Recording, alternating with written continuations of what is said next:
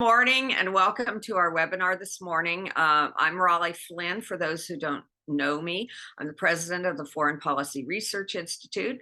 And this morning we're going to be talking about our Orbis issue for fall 2023. For those of you who are interested in reading it, it is online and can be accessed through our website, or those of you who have links. And if you have questions, you can send us those questions in your feedback forms, which we highly encourage you to fill out. This morning, leading our discussion, we have the chair of our Asia program, Jacques deLisle, who is a stranger to no one here who's been familiar with FPRI. He's a Stephen A. Cousin Professor of Law and Professor of Political Science and Director of the Center for the Study of Contemporary China at the University of Pennsylvania.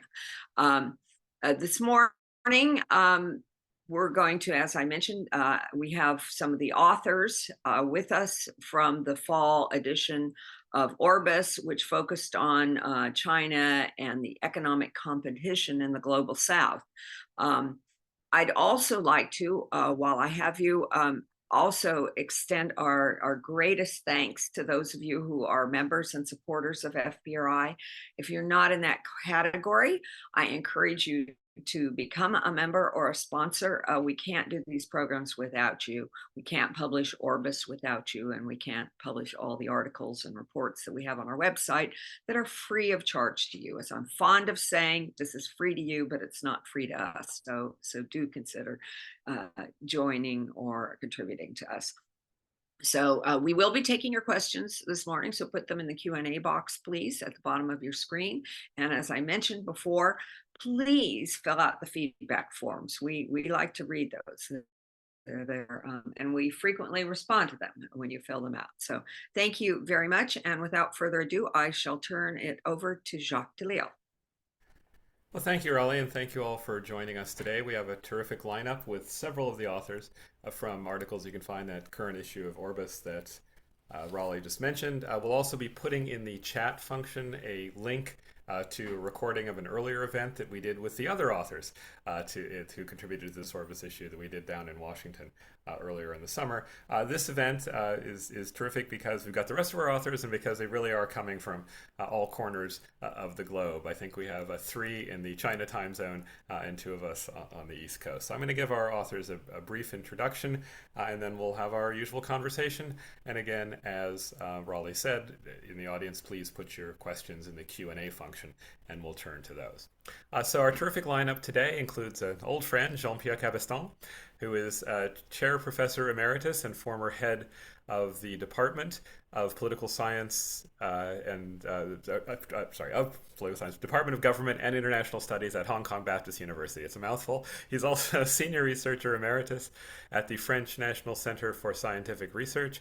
He has written many, many books on China, including domestic politics and foreign policy. Most recently, Facing China, The Prospect for War and Peace, and just before that, China Tomorrow, Dictatorship or Democracy. He's written very widely on those issues, on Taiwan and on Hong Kong, in French and in English, and much of his recent work has been on China in Africa. He's been on that project for several years, and it would be remiss for me not to mention that I co-edited with him a book on political change in Taiwan under Ma Ying-jeou, which was the output of a conference that FPRI did jointly with Jean-Pierre's unit at Hong Kong Baptist.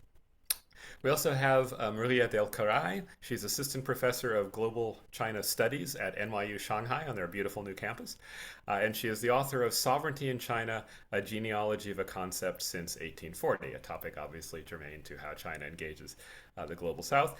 She is also the co-editor of the Belt and Road Initiative and Global Governance and has written widely on China BRI issues in many places, including the NYU Journal of Law, of International Law and Politics. We also have with us Dalton Lin, coming to us from Georgia Tech. He's assistant professor at the Sam Nunn School of International Affairs there, writes very widely on Taiwan issues. His work has appeared in China Quarterly and many other places. He was, for quite some time, the great contributor to the public good on Taiwan studies of the Taiwan Security blog, collection of articles. He has also written on the political economy of China, the BRI, and other issues, China's soft power, and many other issues in that question of essentially China's engagement with its neighborhood and the wider world. We also have Tian He. Professor He comes to us from Xi'an Jiaotong Liverpool University. His piece in Orbis is on technology and economic statecraft from China. He's written widely about the East Asian developmental state and China in the global economy. His works appeared in Pacific Affairs, a review of international political economy, and several Asian comparative politics journals. So that's a terrific lineup. If you go to the Orbis issue, you'll also find pieces by Matt Furchin, Matthew Erie, Narayana Sritharan, and Jonathan Solis and several co-authors from Aid Data. So they kind of round out the picture of what we'll be talking about today. But since our time is limited, I want to get right to the substance here. And so I think the question I'd first like to pose is just how should we understand, from the perspectives that each of you bring to this, what China is up to with the Global South, obviously centered on the Belt and Road Initiative, but it includes more than that. So let me just first throw that to Dalton, whose article in the Orbis piece is sort of the big picture on how this feeds into China's broader international strategy. Dalton? Good morning. Thanks so much for having us today to talk about this important issue. So I want to start my presentation by, bringing up a news published by Financial Times on August 22nd this year, titled China's Blueprint for an Alternative World Order. And according to this news report, the key to China's blueprint is to steadily institutionalize its leadership over the developing world by creating, expanding, and founding a raft of China-led groupings of countries.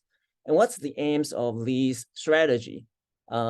It's twofold. The first is to ensure that a broad swath of the world remains open to Chinese trade and investment, and then to use the voting power of developing countries at the UN, the United Nations, and the other forums to project Chinese power and values.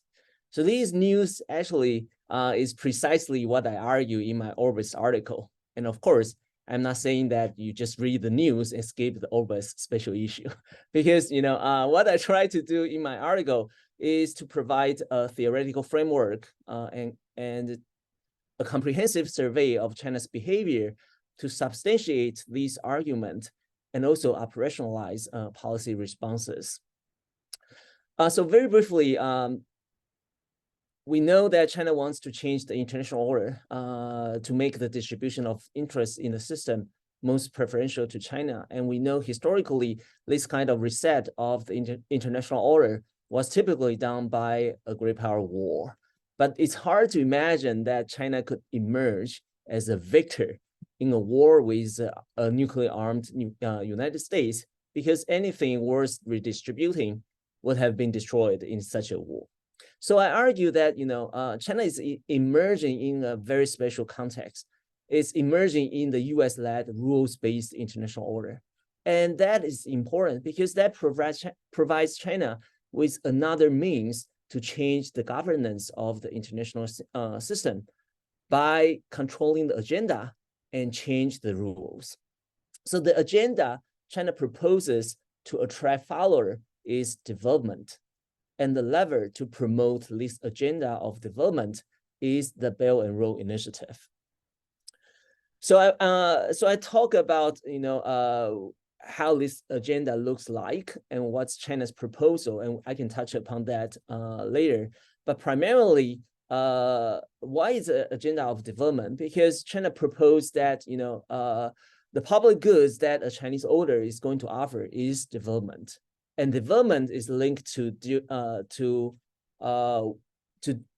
effectively dealing with a lot of pressing issues in the international community now. So by proposing this agenda of development, China tries to attract followers to help China revise the international system. But ideological persuasion alone is not enough to attract followers to this agenda.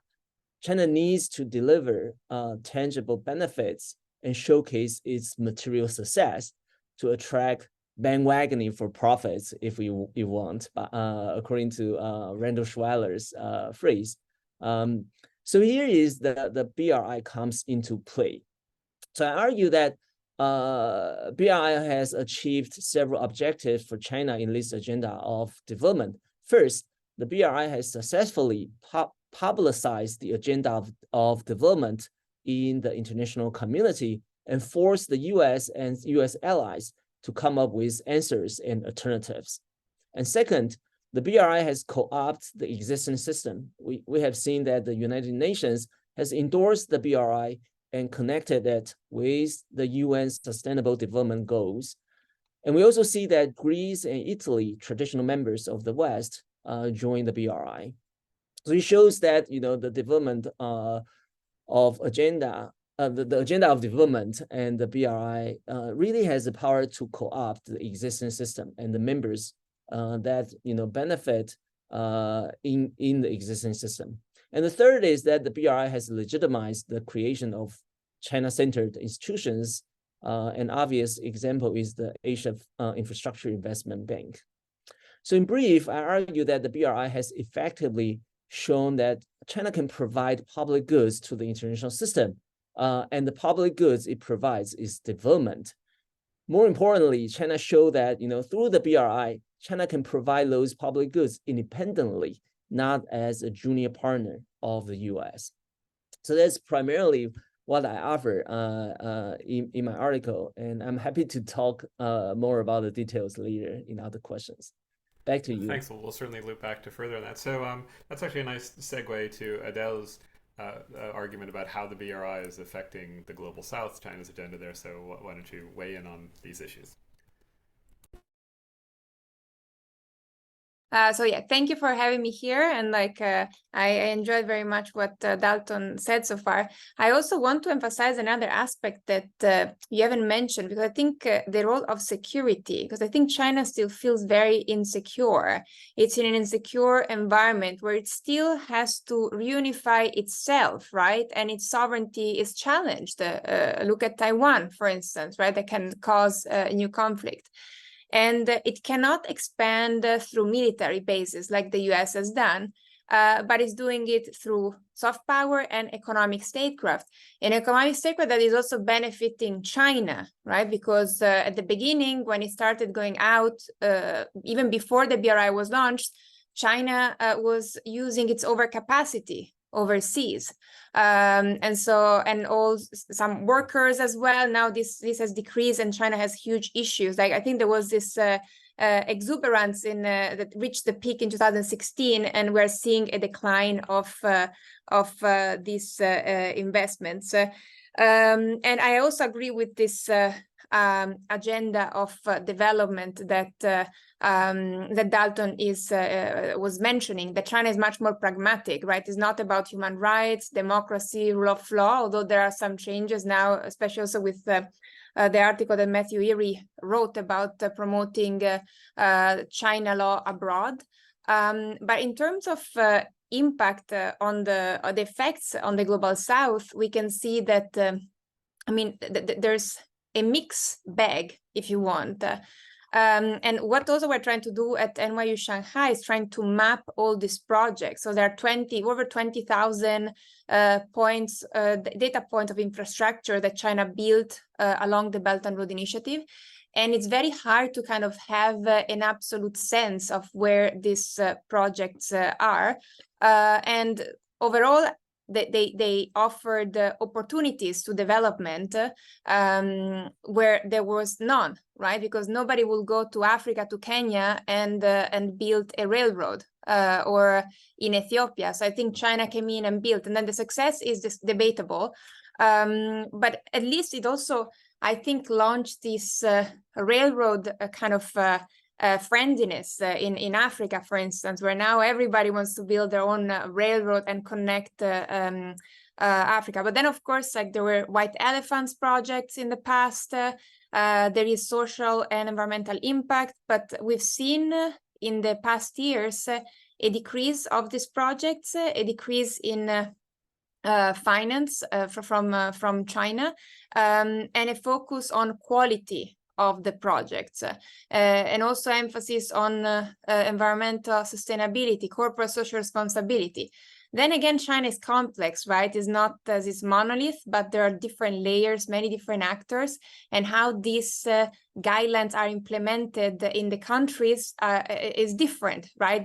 Because there are all these sometimes lack of control from the central government to these economic actors abroad. But overall, I think it created a lot of goodwill also from the global south. China has a different history from America. It felt a bit less patronizing, imposing less conditionalities. It comes in kind of upholding the principle of sovereignty and a principle of non-interference. And so it's, you know, and also it's seen more in line with the development of many countries. So, we follow China, the China model, and will become as successful as China. That said, the global south doesn't want to pick a side. So that's also very important to keep in mind. It's even now when with Huawei or like all this rhetoric of the Cold War, the many African countries didn't want to take an absolute stand or stay with China or the West. So I try to go a bit beyond that. Yeah, so that's my first point, and I can elaborate more later. Okay, thanks. Yes, we'll return to sort of the impact and the reaction from the U.S. But as both Dalton and deLisle have pointed out, it's a complex, sprawling phenomenon. In some ways, it's been terrific for China's soft power standing and so on, but it's come with the occasional blowback and concerns. And we won't get into the morass of trying to define what is a BRI project and what is not. A lot of things, of course, get labeled that way, even if they didn't have that origin. So we're looking at a very complex animal here, and I think I will now invite Jean-Pierre to grab whatever piece of the elephant he wishes and turn particularly to Africa, which of course has been one of the real focal points of the BRI. Jean-Pierre?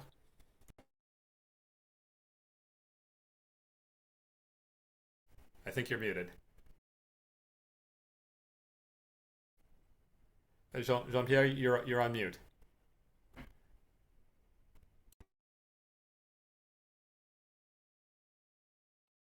Sorry, yes, I was muted. Well, thank you for inviting me to take part in this discussion on the special issue of Orbis and the BRI. Before diving into Africa and the BRI, I would say a few things about China's relationship with what we call now the Global South. It goes back to the Bandung Conference. At the time, we were talking about the third world or the developing world. And China has been active in the Global South for quite a long time. Today, it's clear that China, in view of its position as one of the 5 permanent members of the Security Council of the UN, wants to be perceived as a leader of the Global South, and wants to promote its remain, despite its economic development, a developing economy in order to remain a legitimate leader of that part of the world, which is, in its view, and occupies a much larger space in the world economy than before. Now, the Africa in that context is very important because it's made of 54 nation states. So it's a large group of countries which have each of them a voice in the United Nations. And Dalton and deLisle already mentioned the role that China has been playing in the UN for a long time, and is now very much more active than in the past in a number of UN systems, organizations. And that's why Africa is so important, because of the number of voices it had there and can help China preventing the adoption of any anti-China resolution in the UN and what the UN subcommittee, the Human Rights Commission. But at the same time, it can also provide a lot of support for its own initiative, all the way from the BRI to its slogans like the common future of the mankind, which the United Nations has also adopted. So what is now important also to mention regarding Africa is China has been active in Africa for a long time, particularly in the late 90s, when it started to really get worried about the inroads made by Taiwan in that continent, when the Taiwan's checkbook diplomacy was rather successful, and China was busy with other parts of the world, like the developed economy, the United States, Europe, and Japan, more than the global South. So Africa, the irony of the BRI, if I may add something, is that it started with Eurasia and not much Africa. It was at the beginning, it was only the eastern coast of Africa which has included the BRI. Gradually, the BRI has included the whole world, including Latin America, and now you have a polar BRI, you have a digital BRI. I mean, so it has expanded in many directions. But Africa has benefited to some extent from the BRI because it has boosted China's involvement in Africa, increased its number of loans, has boosted also its bilateral trade with Africa.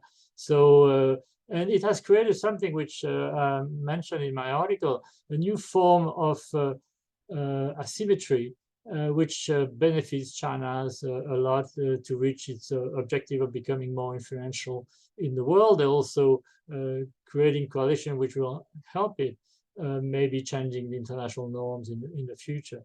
Even if, as it has been mentioned earlier, Africa is much more divided, we may think, regarding the strategy of development it may adopt, or even the political system it has chosen. Now, on the as Dalton alluded to, and also deLisle, I think regarding the growing tensions between China and the US, the global South and most African countries prefer not to choose and to continue to do business with both sides as much as possible.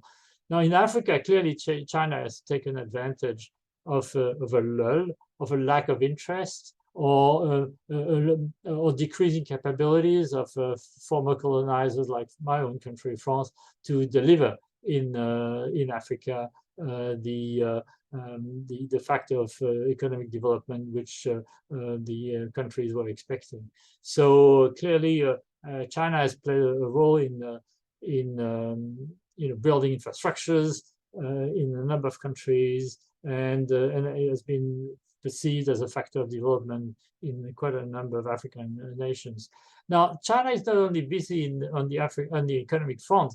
In Africa and elsewhere in the world, it wants to, to be active on every front, including on first of all on the diplomatic front. If you go to Africa, the largest embassies are very often the Chinese embassy in any given country. So China doesn't leave any stone unturned in Africa, and is very active in every place, including the small states. Now we see also the number of Confucius Institute increasing very quickly, but also that's something which is rather new. China wants to be also involved in a much more visible way in African security.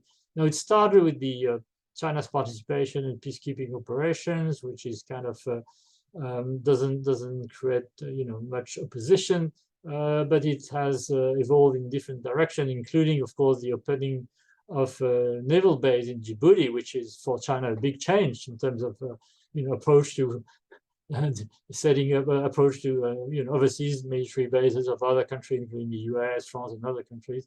But China has changed its attitude. Of course, it tends to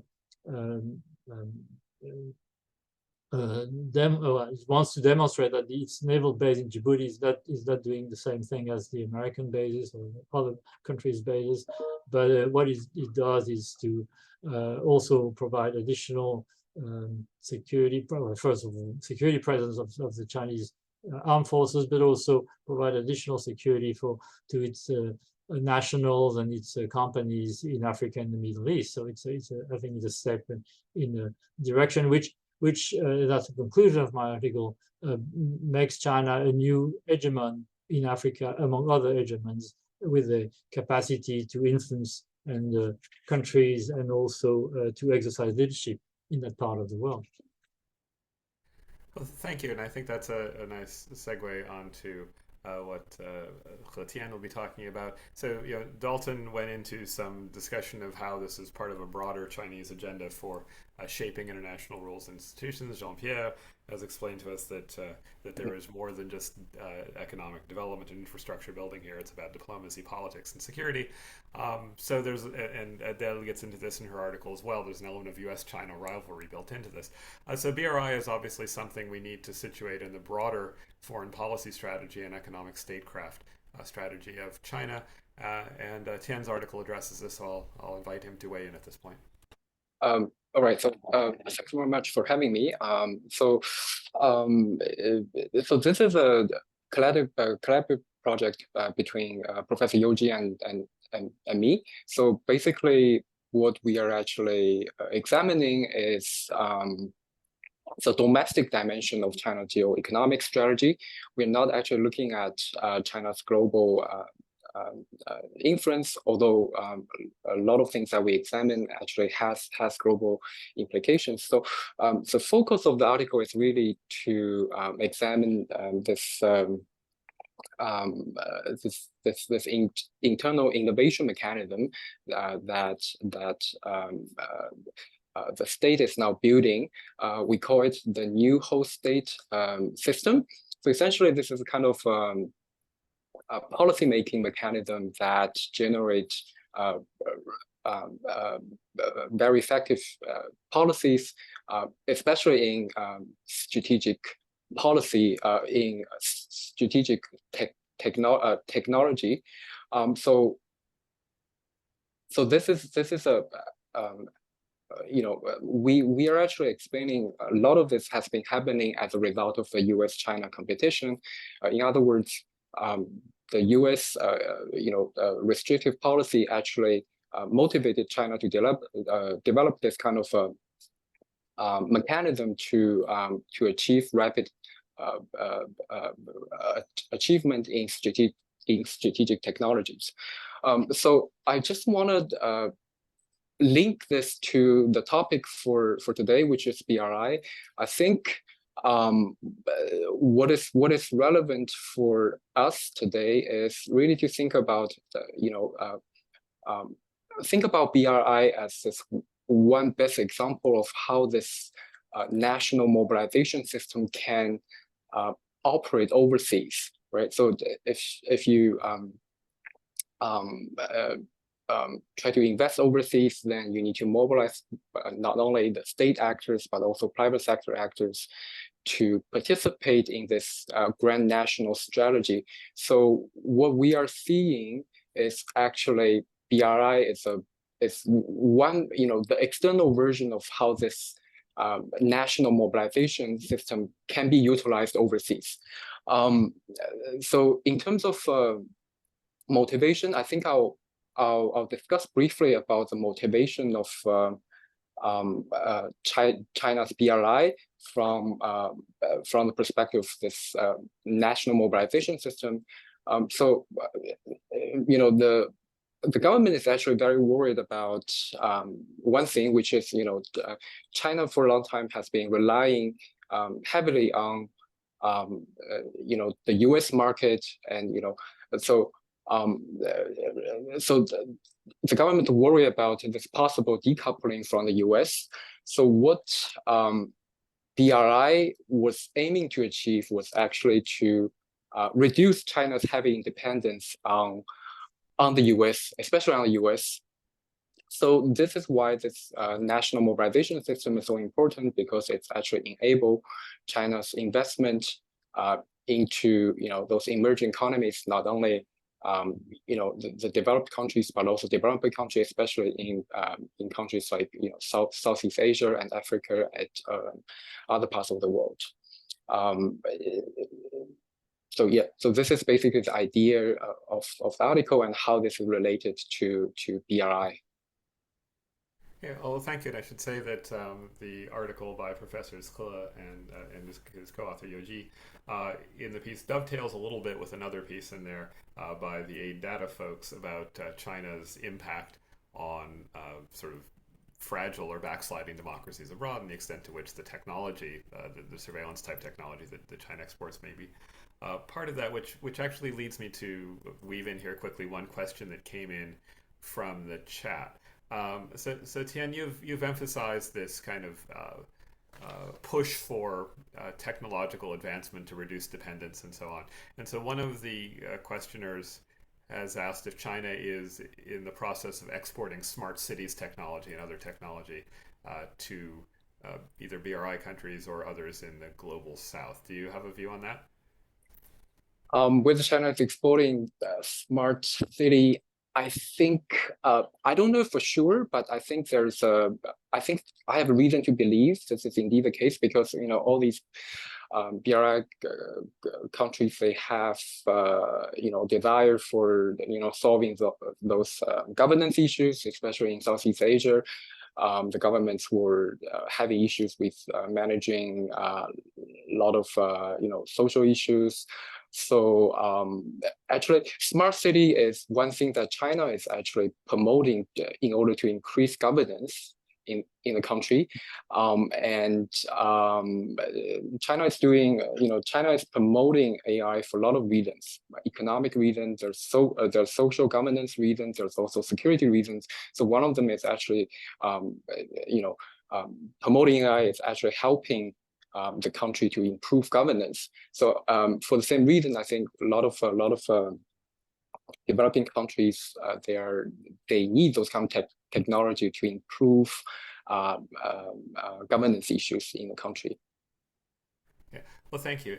And the gist of He Tian's initial remarks were sort of this element of U.S.-China rivalry. China's responding to the perceived threats from the United States of cutting off technology and so on.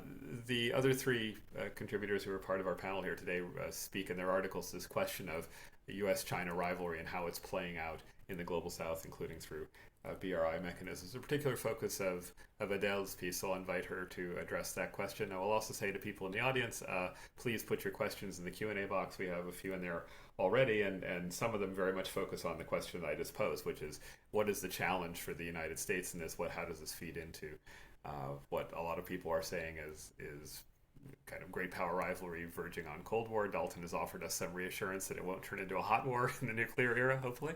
But the tensions are clearly there.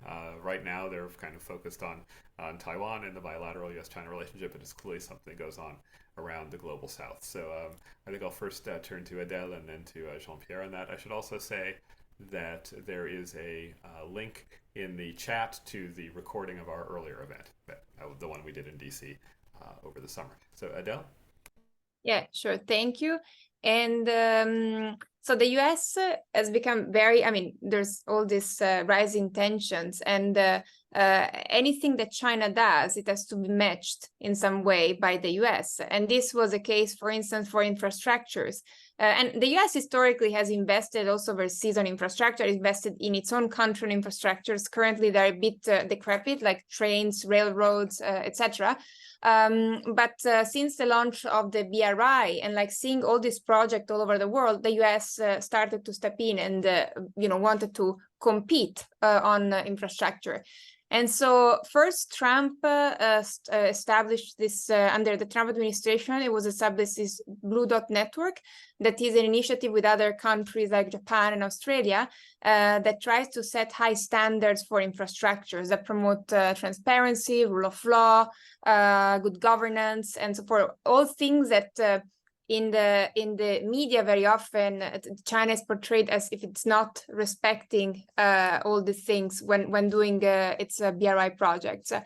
And then at G7 in 2021, it was launched this Build Back a Better World that then was renamed as a Partnership for Global Infrastructures the year after.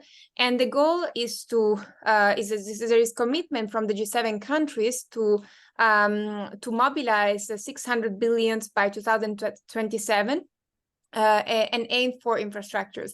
And the key difference from the BRI, again, is this emphasis on values. Like we're here, we do things well, in a transparent way, promoting human rights, democracy, environmental standards, the highest standards.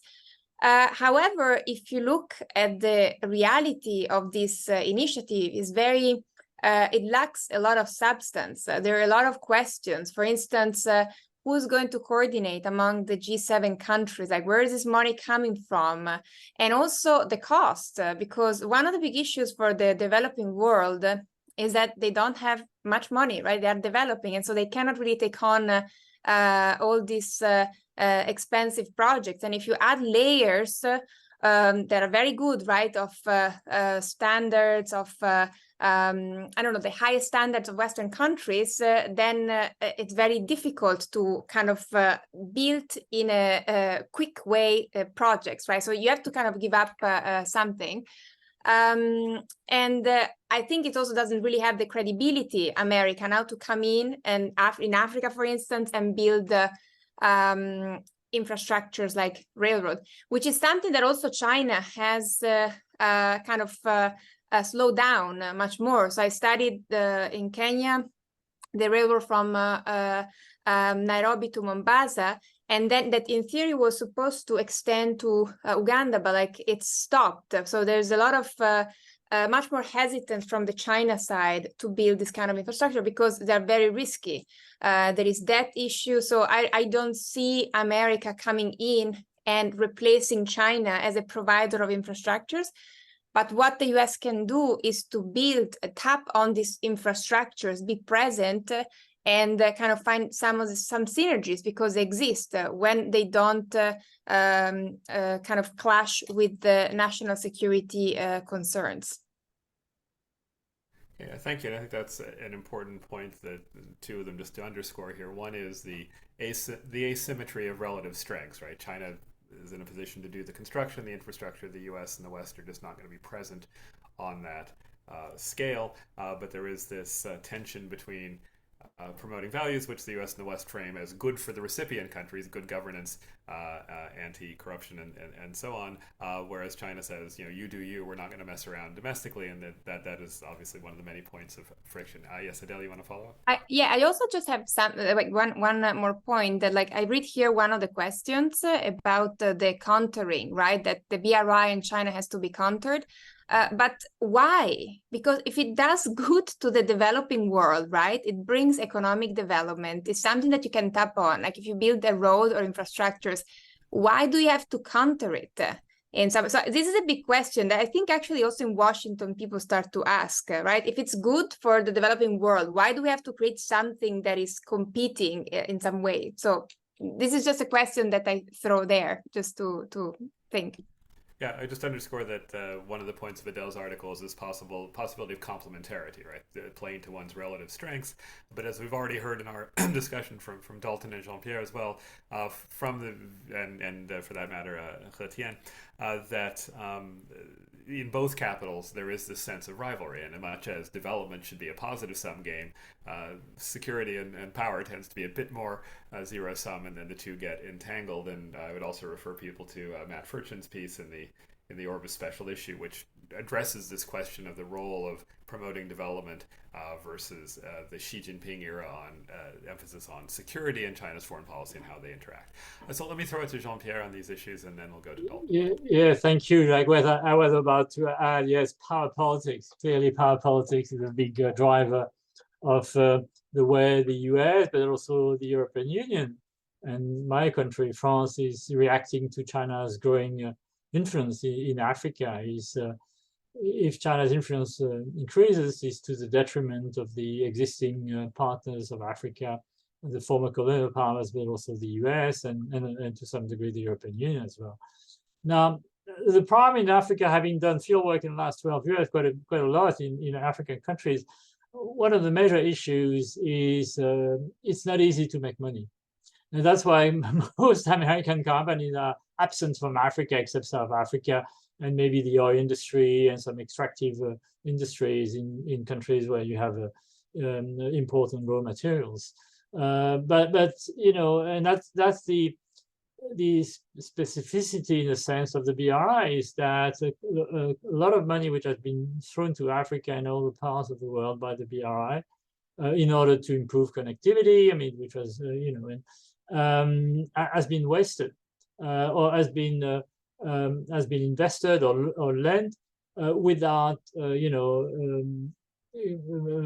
full economic calculation and the profit as a driving force.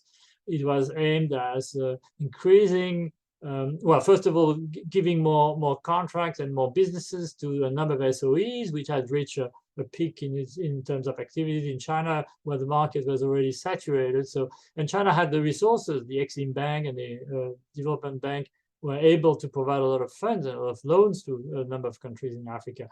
Now, typically, a railways project is not going to become profitable. So you need to have a very, very strong financial capacity, not only to pay back the project, but also to manage it. And that's the problem for the Djibouti, Addis Ababa railways, as well as the Mombasa, Nairobi railways, is how to make money and to make sure that the deficit is not going to be too much a burden for the state budget of those countries. Now, things are changing, as it was alluded to by deLisle earlier. And China has, in the last few years, invested much less money in the Belt and Road Initiative than before 2017. And now the slogan in Beijing is small is beautiful, or small and beautiful. Funding smaller projects, more flexible and more in line with the request and the needs of the host countries. So, but the reason behind is that China has less money at its disposal, to invest in the global south, in particular in Africa. Now, maybe there is a window of opportunity here for the United States, but also for the European Union and the G7, as was mentioned, to invest more. But as Ade was saying, there is still a lot of uncertainty of how the money is going to be raised and how it's going to be invested. The global gateway of the European Union is something which also is aimed as balancing China's influence. What I believe is that China will remain an important partner of Africa in the coming years, despite the fact that the money China is going to invest has started really to decrease. In the last year, it was 1.2 billion. This year is going to be less than 1 billion. No, last year was 1 billion, less than 1 billion. So clearly there is a real decrease of the amount of money which has been invested in infrastructure projects in Africa. Now, we haven't mentioned the debt issue. I think it's been also one of the reasons why China is less, has decided to be less exposed in Africa and the global south as a whole, because it needs now to manage a number of debt issues with the growing number of African countries, all the way from Zambia to Ethiopia, Ghana, and so on. So that's something which is partly managed through the DSSI mechanism under the G20, but mainly bilaterally by China and those countries. So, and that has been also a factor of slowing down the loans to Africa in the last few years. And it gives I think some option for the African countries to maybe do more business with the US and the European Union. And also, I would mention Japan, which has also been active. And by the way, I would just add one word about Japan. I think Japan has shown the way in providing more, better quality and projects funded in a much more sensible way. And so that's, I think, the way which the G7 has been taking now.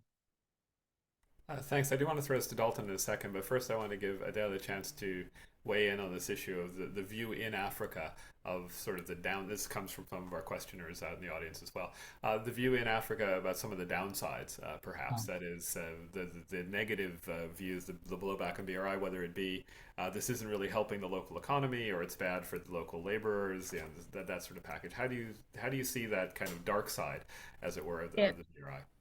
So I think, I mean, China is something that is there. So it's not something that we can do without in some way, right? It's so entrenched already in society at all levels. I was talking to an anthropologist here from Tanzania, here in Shanghai, and he was saying while like in Tanzania, like you can identify the British, right? So they have certain kind of jobs, like the American, the Westerners, or then the Indian, right? They're usually in garment.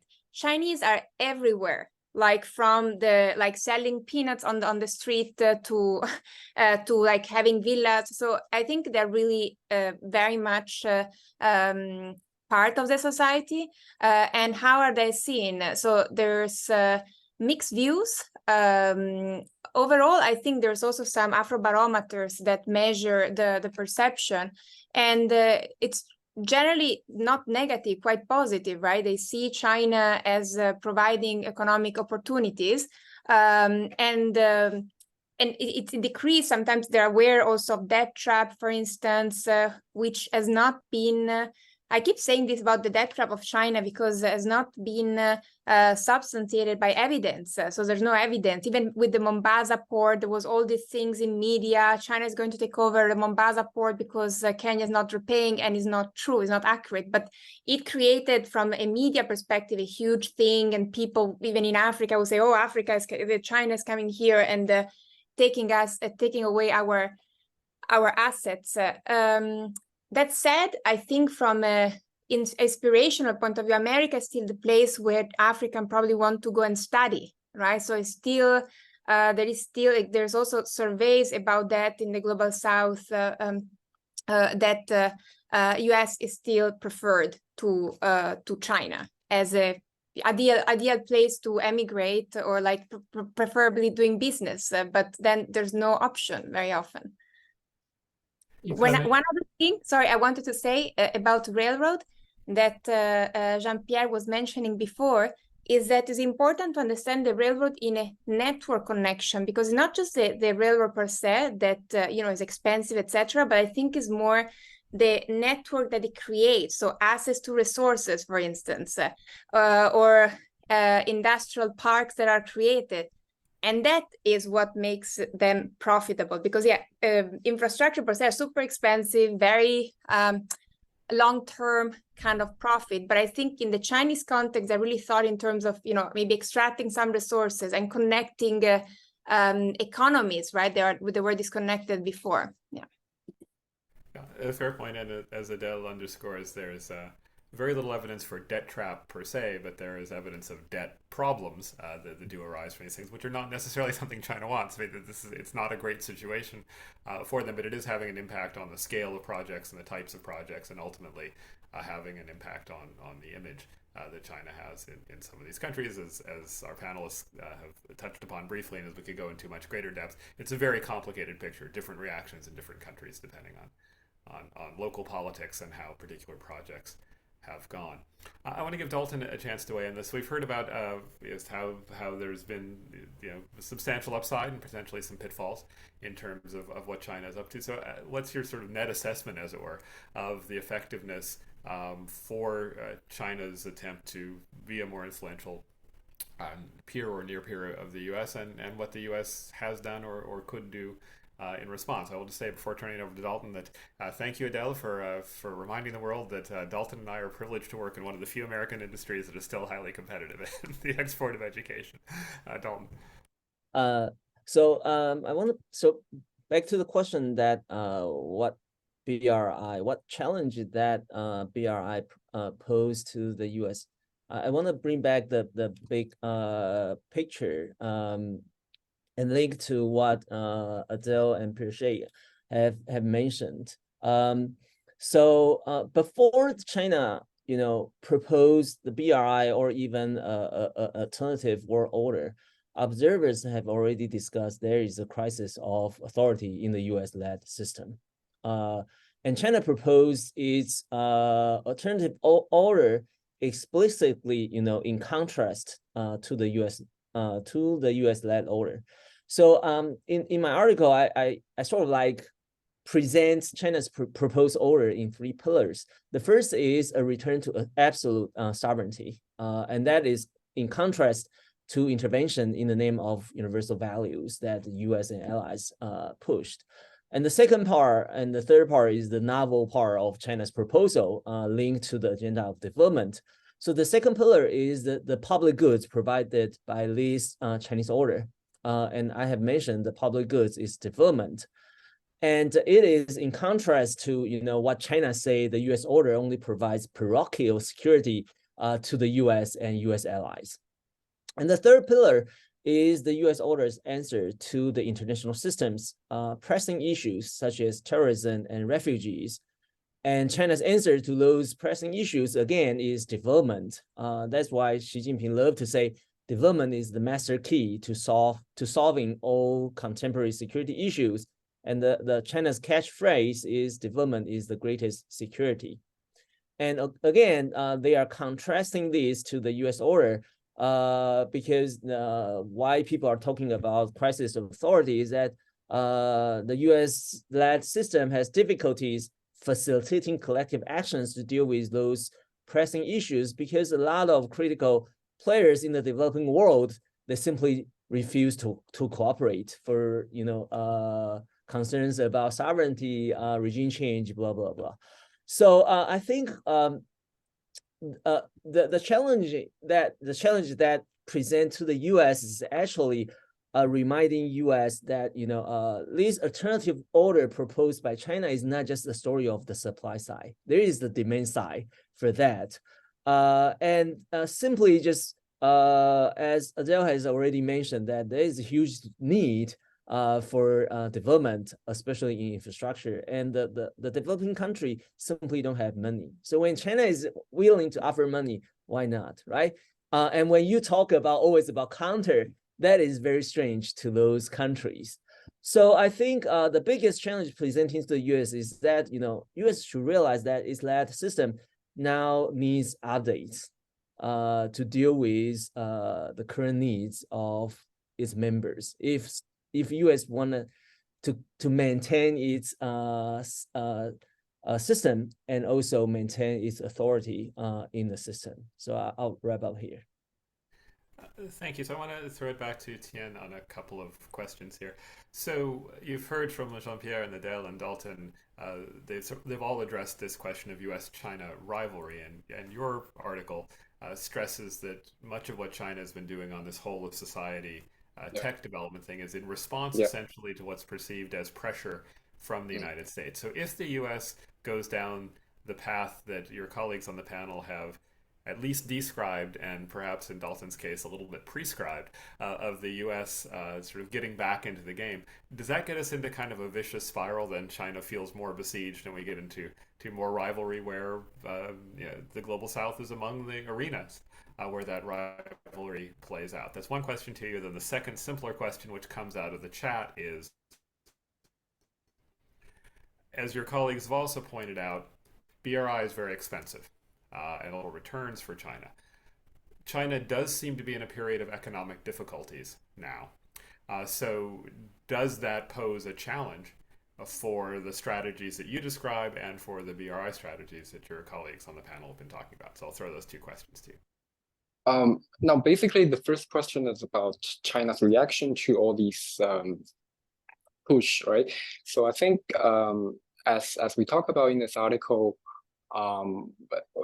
we all discuss about external dimension about the geo-economic competition, but I think within China there has been a lot of developments in terms of building its own capacity in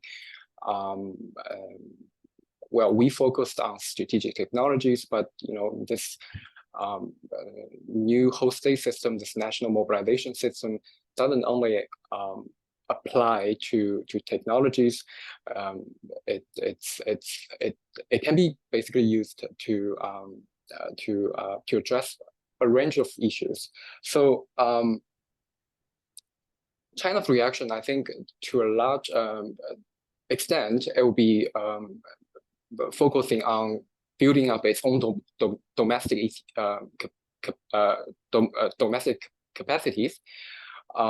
Specifically, there are three kind of aspects. One is, China is formulating grand national policies. We call it techno-economic policy. So in recent time, we see this rapid increase in research and development investment in the country. Also, in the second aspect, there has been institutional reforms that happen in the country. For instance, the Ministry of Science and Technology has been restructured. So now the Ministry of Science and Technology is focusing more on basic science, whereas before it was it was responsible for industrial policy making, but this kind of responsibility for industrial policy making has been given to Ministry of Industry and Information Technology. So a lot of this institutional reform has been happening as a result of the fact that China see there's a need for indigenous innovation. There's kind of need for innovation. Now the third aspect, I think China's reaction going to be is really the collaboration between the state and also the private sector. The kind of the whole state system is not the ones that we see before. What makes new is that the state is now working a lot with the private sector actors, especially in those advanced technologies, for instance, AI. There has been increasing number of AI firms in China that is private owned. So all of this actually contributing to the Chinese state's capacity in strengthen its own ability to promote technology, and all of this form the foundation for China's BRI, because you can externalize all these national effort in building up its industrial capacity, so that you can work with countries in developing countries.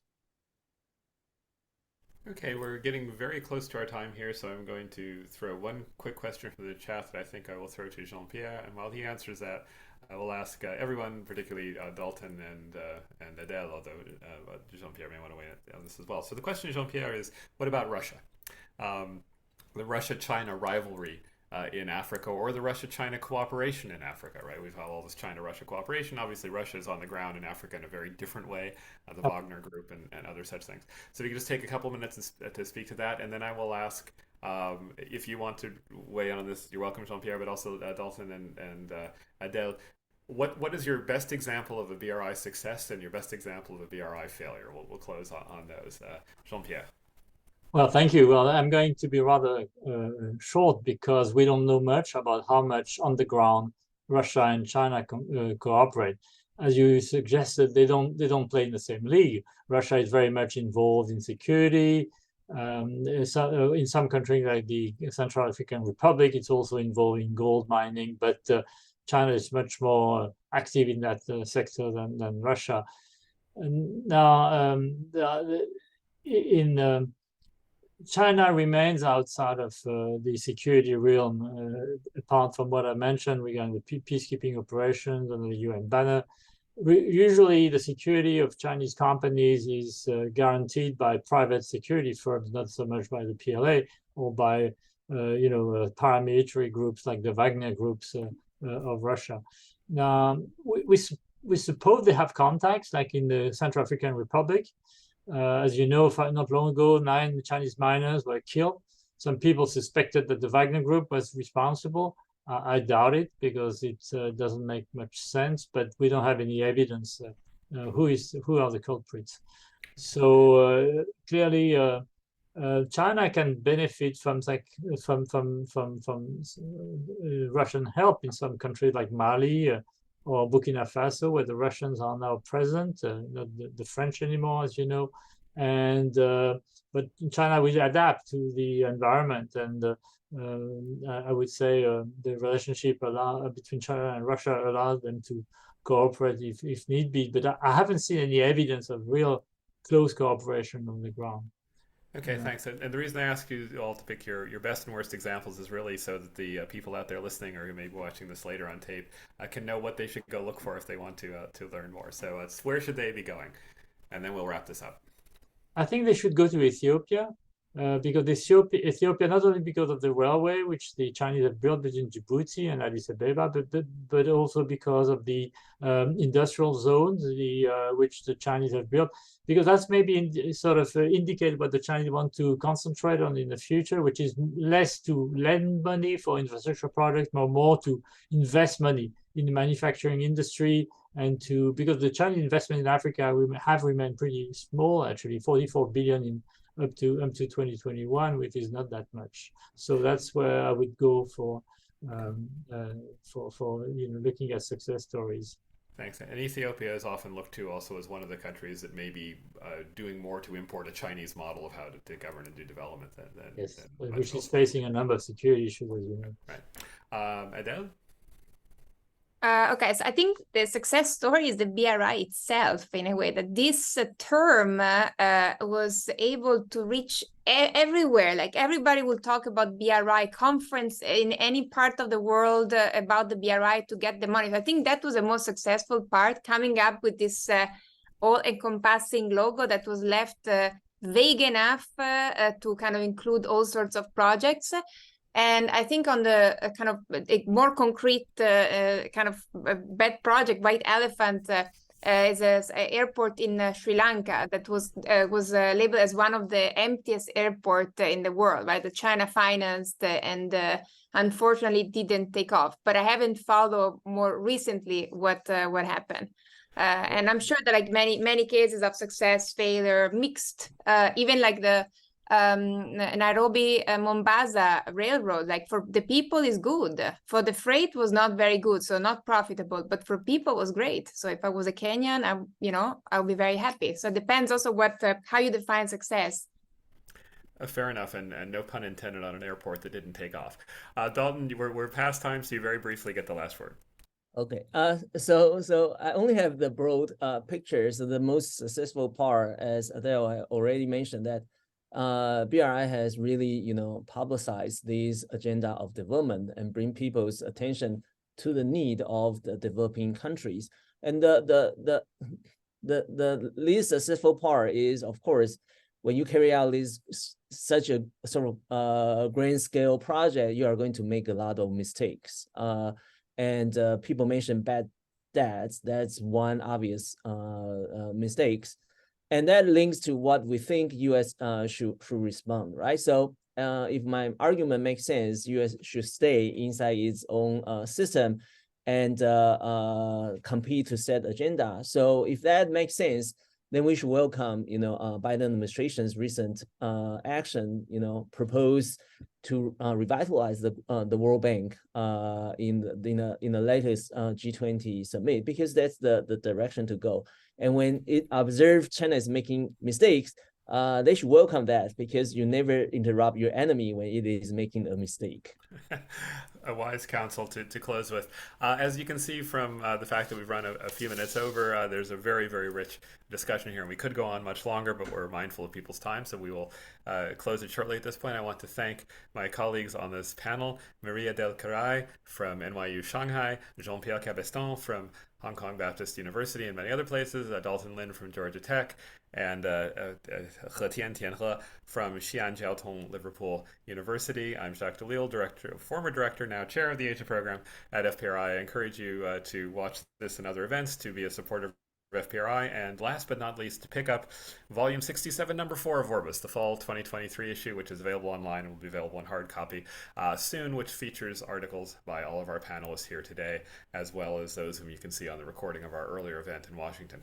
Thank you all in the audience for joining us today. Thank you to my colleagues on the panel for a terrific discussion. Look forward to seeing you all soon. Bye. Bye.